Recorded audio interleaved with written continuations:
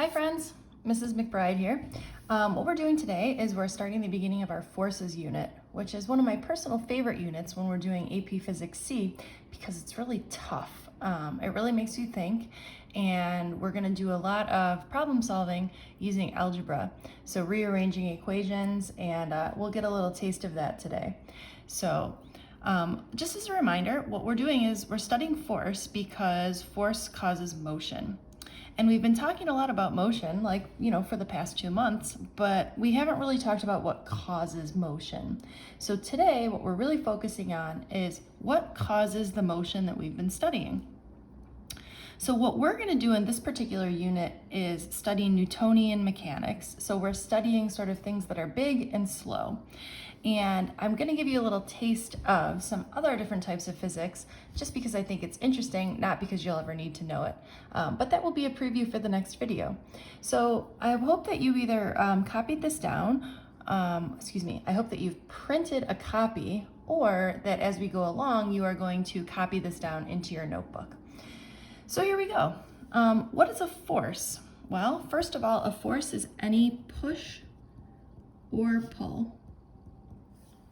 And hopefully this is all stuff that you remember last year from college physics.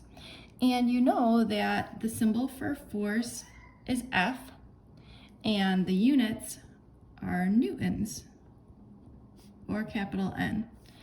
And the nice thing about force is that it's a vector, meaning that it will definitely depend on which direction we're applying the force in terms of how the object is going to move. Let's do a quick review of Newton's first, second, and third law. So Newton's first law says, if you think about it, this is really sort of a law that he stole from Galileo. And Galileo said, if we take this U-shaped track and we release a ball at the top of the U-shaped track, the ball will and it actually goes to the same height. We all know this is due to conservation of energy, okay? And then what Galileo did next is he said, well, what if I bend the track a little bit? Okay, well, release the same ball, and it goes to the same height. And he said, well, what if I bend the track a little bit more? Okay, again, releases the ball, it goes to the same height. Then he says, well, what if I never bend the track at all? What happens to this ball? And that's sort of what Galileo stopped. And where Newton picked off is he said, well, based on what I've seen here, this would tell me that the object is in motion and it will stay in motion until it's acted upon by an outside force. Okay, so this is how Newton sort of, we'll call it borrowed Galileo's law and made it his own. And he says, an object in motion, I hope you can finish this, stays in motion, an object at rest stays at rest unless acted upon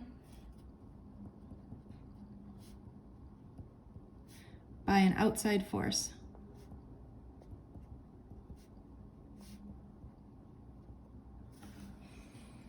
All right, so again, an object in motion stays in motion, an object at rest stays at rest unless acted upon by an outside force, and that's comes from the law that he, borrowed from Galileo. All right, let's talk about Newton's second law, and this is the one that we're really going to concentrate the most on in this class.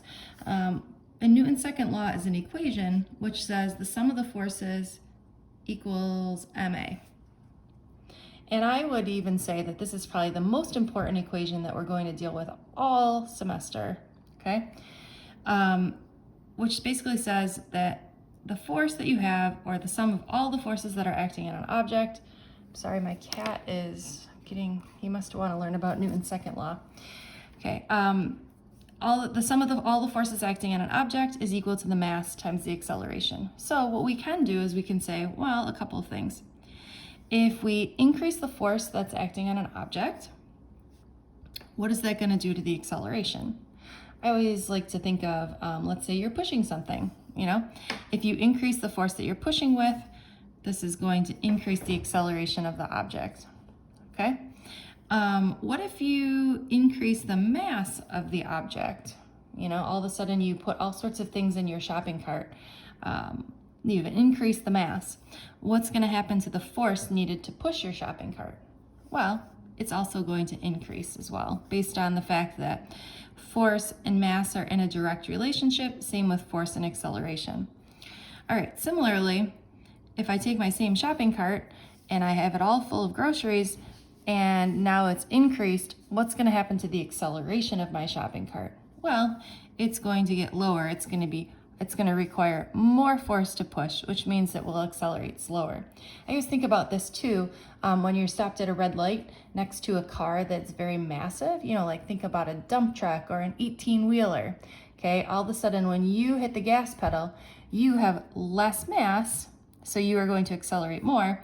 They have more mass, so they accelerate less. Okay? And last but not least, we get Newton's third law, which basically says for every action,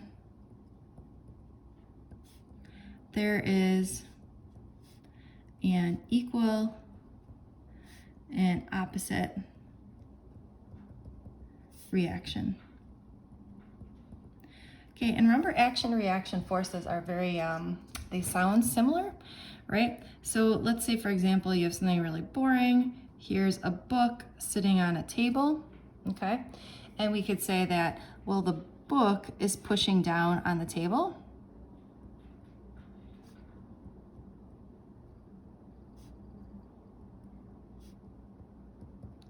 Okay, and then we could also say, well, the other force that's acting is the table pushes up on the book. Okay, so see how I just basically took those words and rewrote it? That's the idea of action, reaction, or equal and opposite, okay?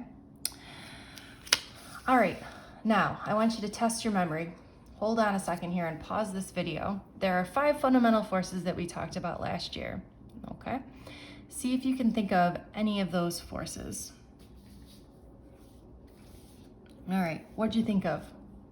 Well, I'll start with the one that people never think of, which is some sort of generic push or pull, okay? And the push or pull is always pointing in the direction that's given, okay?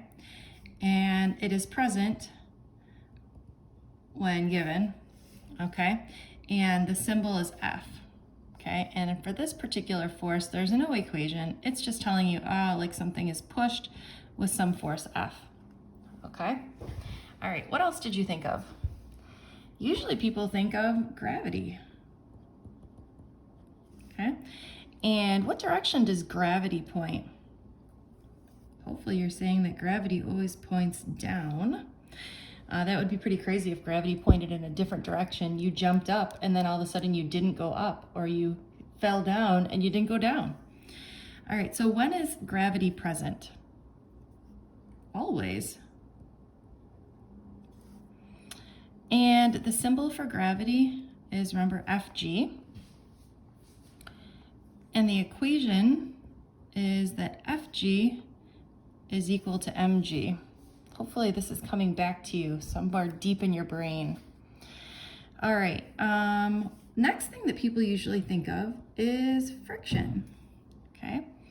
And friction is going to point in the direction opposite of motion. Friction is always working to slow you down. It's working against whatever you're trying to do. Friction is present when you have 2 surfaces that are touching.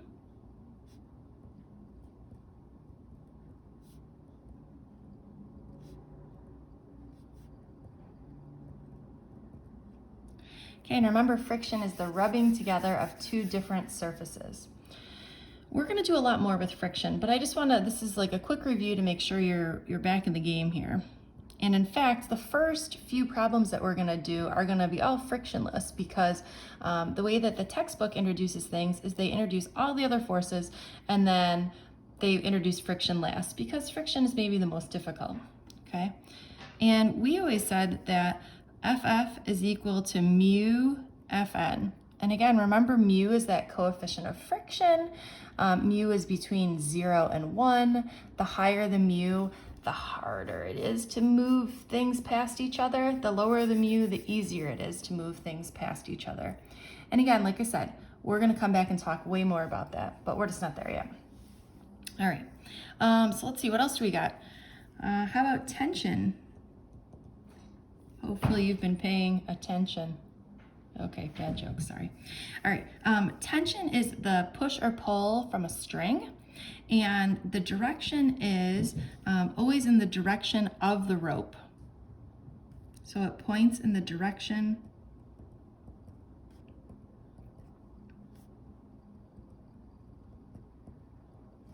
of the rope. We're gonna work today a lot about this guy here is called the Atwood's machine. And basically what we're saying is if this has a large mass and this has a small mass, what would happen is this guy will sort of go down, this guy will go up, and we'll be looking at the tension in the string, okay? Now, when is this given? Well, whenever you have a rope or a string. And tension is given by the letter T, which is super annoying, I always think, because everything else is an F, and there's no equation for tension. Okay, you'll have to solve for tension by finding something else. And last but not least, do you know what the last one is? Hopefully you are saying the normal force. Okay, and what the normal force is, it always works, remember, perpendicular to a surface. And the normal force is basically what's keeping you from falling through any particular surface that you're sitting on or standing on at the current moment. Okay, so again, the normal force causes an object not to fall through a surface. So when is it present? Well, whenever you have a surface. Okay, and again, the normal force is given by Fn, the force normal, and this guy also has no equation. Okay. All right, that's it for this video. I'm gonna do 2 more videos today. Stay tuned. Thanks, friends.